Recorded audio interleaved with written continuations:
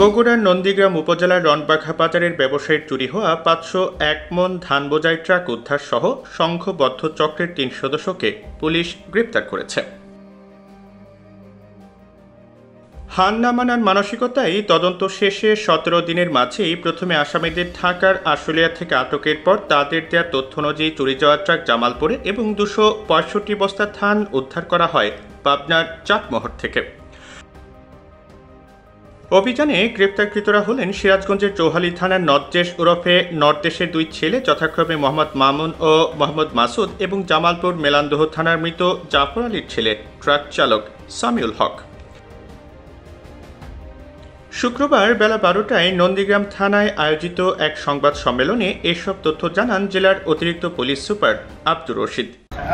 ২৯/৪ তারিখে আপনারা জানেন নন্দীগ্রাম থেকে একটি ট্রাক ধান নিয়ে ২৬৫ বস্তা ধান নিয়ে দিনাজপুরের উদ্দেশ্যে রওনা করে, কিন্তু মালিক পরের দিন ফোন করে জানতে পারে যে ড্রাইভারকেও পাওয়া যাচ্ছে না এবং যাকে ধান দেওয়ার কথা যে জায়গায় সেই জায়গায় ধান পৌঁছে নেই।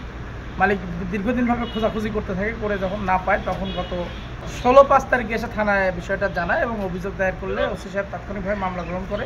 এদিন আব্দুর রশিদ জানান, তথ্য প্রযুক্তির সহায়তা ও সুনির্দিষ্ট গোয়েন্দা তথ্যের ভিত্তিতে গত ১৬ মে সিরিজ অভিযান পরিচালনা করে ট্রাক চালক সামিউল ও ঘটনার সাথে জড়িত ২ ভাই মামুন ও মাসুদকে আটক করা হয়।